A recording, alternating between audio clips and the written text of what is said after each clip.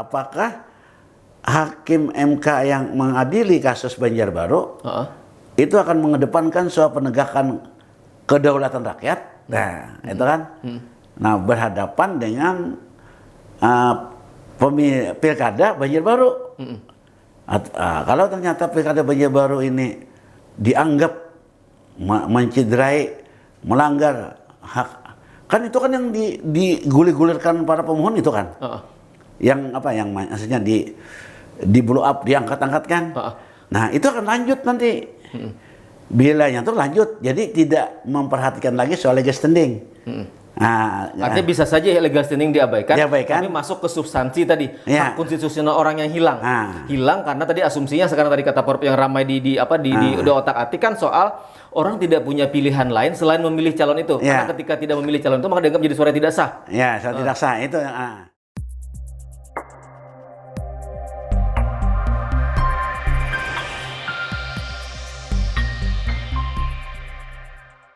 Assalamualaikum warahmatullahi wabarakatuh. Berjumpa kembali kita dalam Hopi Ngobrol Pinggiran Akhir Pekan, dialog yang diinisiasi oleh jejakrekam.com dan jrnews.co.id, media online di Kalimantan Selatan. Kali ini kita akan membahas banyak hal, banyak isu yang di hari-hari sekarang menjadi percakapan di ruang-ruang publik.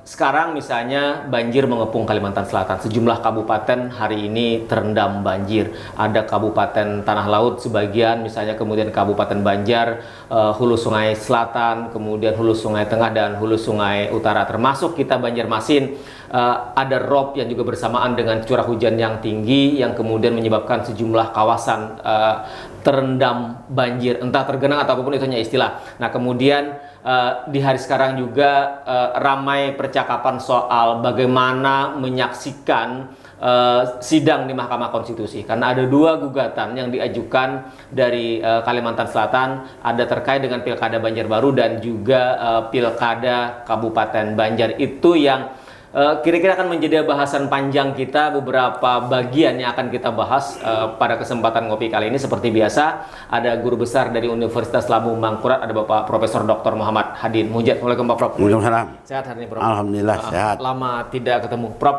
Pertama kita awali dengan sidang di Mahkamah Konstitusi. Ini kan semakin ramai Prof. Setelah yang sidang pertama dari pihak pemohon ya, kemudian pihak termohon dan terkait. Setidaknya kan ini yang bisa kita saksikan ketika live sidang Mahkamah Konstitusi. Pak Prof melihat seperti apa? Terutama misalnya sidang Banjarbaru itu kan sangat menarik untuk kemudian menjadi perhatian publik soal calon berhadapan dengan calon yang didiskualifikasi, yang kemudian itu dianggap suara tidak sah, dan suara tidak sahnya kemudian lebih besar daripada suara calon nomor 1, Pak Prof. Yang Banjarbaru. Pilkada Banjarbaru. Banjarbaru ini termasuk unik dan mungkin belum ada lagi mungkin kasus seperti itu. Terutama nanti kan akan diuji apakah pemohon itu memiliki legal standing kan.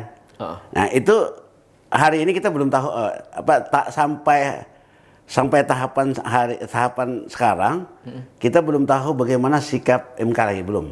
Nah, sikap MK itu akan muncul ketika putusan dismisal. Di tengah-tengah kan. Bila menganggap kasus itu layak untuk terus, nah nanti dilanjutkan dengan pembuktian. Kita tunggu kan. Nah, jadi itu semacam kayak putusan sela. Putusan sela. Nah, jadi kan yang kita saksikan hanya adalah dialog ya, tanya jawab antara hakim kan dengan para permohon dan termohon, termasuk yang terkait. Nah, itu yang kita saksikan.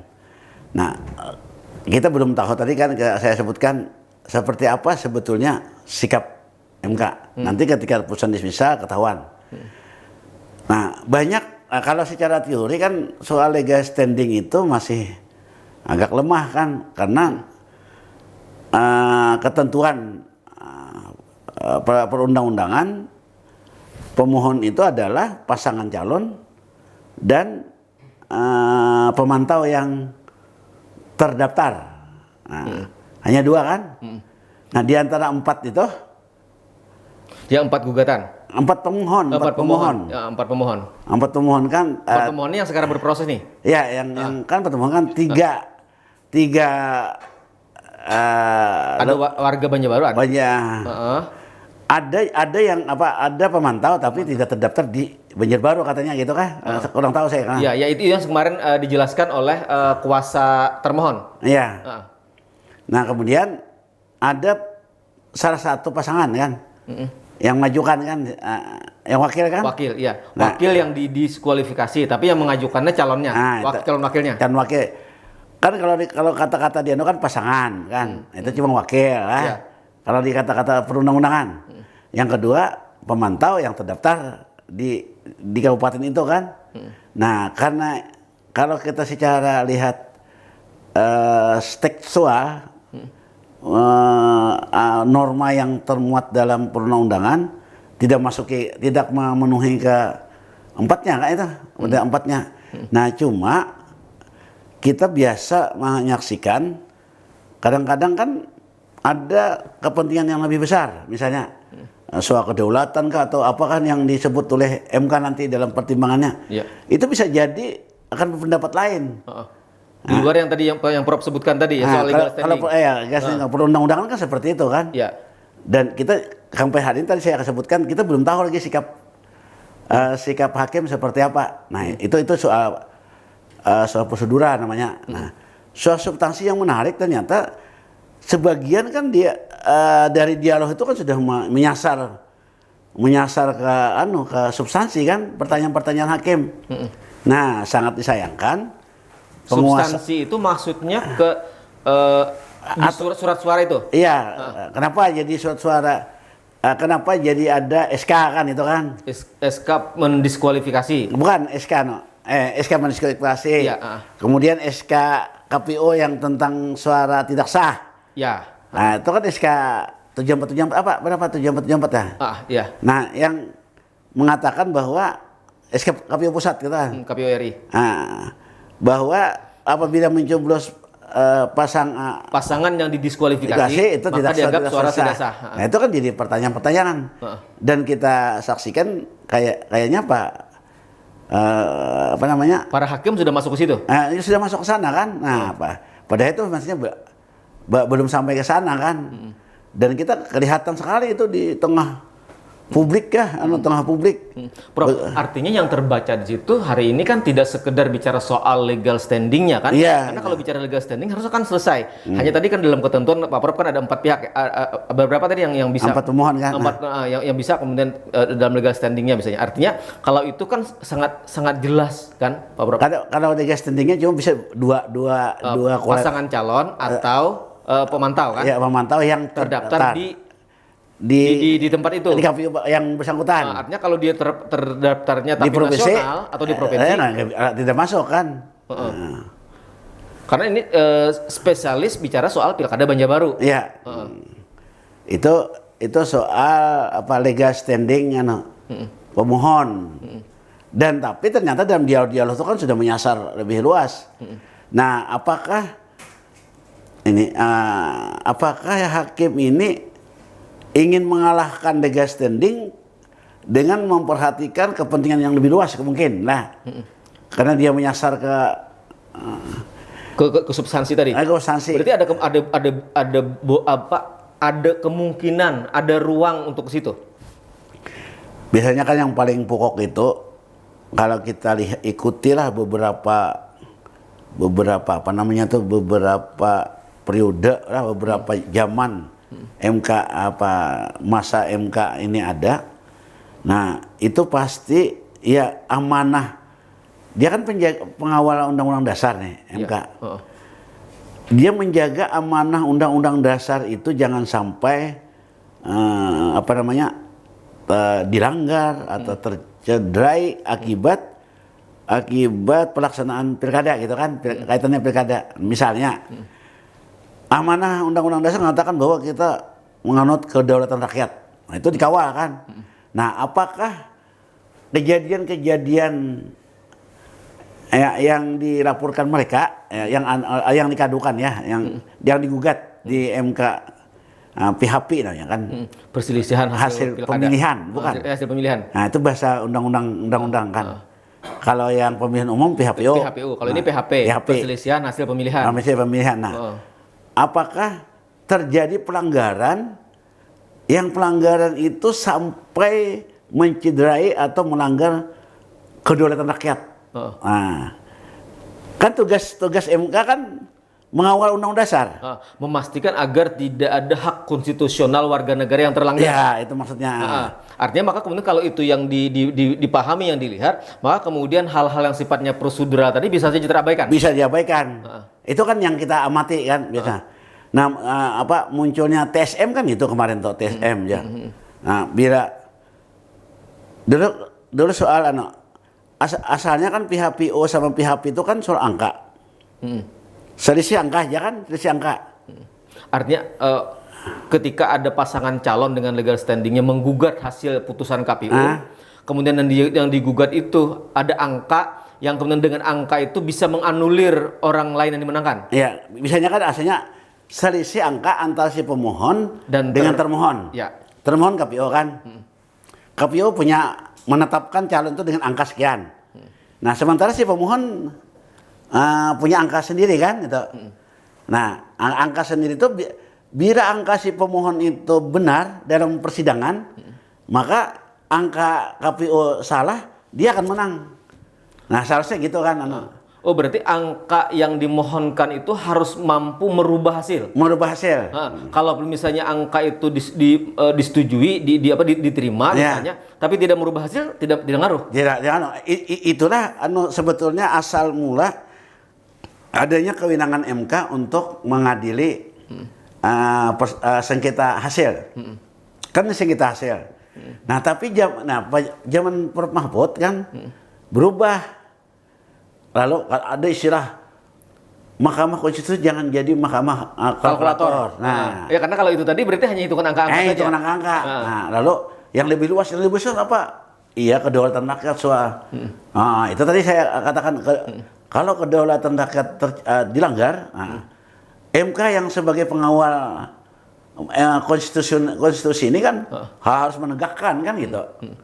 Nah, apakah ini pertanyaan kita belum tahu kan nanti apakah hakim MK yang mengadili kasus Banjarbaru itu akan mengedepankan soal penegakan kedaulatan rakyat. Nah, itu kan. Nah, berhadapan dengan pilkada Banjarbaru.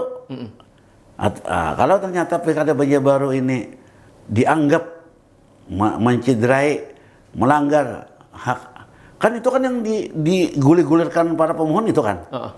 Yang maksudnya di blow up, diangkat-angkat kan. Nah, itu akan lanjut nanti. Bilanya tuh lanjut, jadi tidak memperhatikan lagi soal legal standing. Artinya bisa saja legal standing diabaikan, tapi masuk ke substansi tadi, hak konstitusional orang yang hilang. Hilang karena tadi asumsinya sekarang tadi kata Prof yang ramai di otak-atik kan soal orang tidak punya pilihan lain selain memilih calon itu. Karena ketika tidak memilih calon itu maka dianggap jadi suara tidak sah. Ya, suara tidak sah itu. Nah, itu tahunya ketika putusan dismisal nanti kan. Kalau ternyata ada putusan dismisal lanjut kan ya. Nah, itu artinya ke sana pemikiran hakim. Kalau kita bicara tahapan persidangan itu kan berarti putusan itu persidangan berikutnya kan, Pak Prof? Ya, sudah selesai kan. Jadi kan pertama pemohon dulu kan nyampaikan. Yang pertama sudah. Nah, yang kedua kan jawaban. Yang kemarin.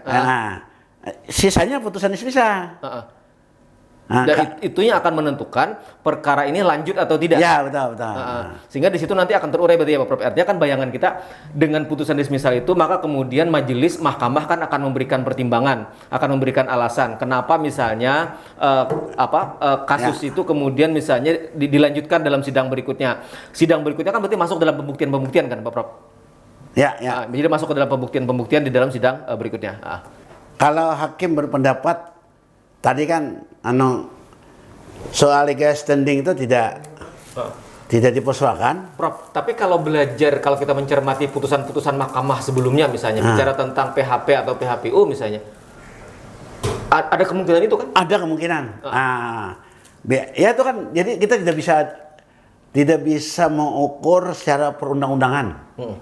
Kadang-kadang kan hakim MK akan akan melakukan putusan-putusan yang kadang-kadang di luar perundang-undangan. Karena dia pengawal konstitusi kan. Dia pasti mengandalkan konstitusi. Nah, mengandalkan konstitusi ya, akhirnya dikalahkannya. Itu kan cuma undang-undang yang prosedur tadi kan undang-undang. Jadi ketika kemarin para pihak melaporkan ke Mahkamah Konstitusi dalam sengketa, kemudian kan ada banyak yang rontok kan Pak Prof, ada yang diterima, ada yang tidak sampai ke sini. Belum nanti masuk ke putusan dismisal. Yang rontok itu dismisal itu dismisal. Tapi sebelumnya kan ada orang yang melapor tapi kan bisa tidak diterima juga kan? Oh, karena tidak lengkap. Awal. Ya, tidak lengkap. Tidak lengkap di pemeriksaan awal.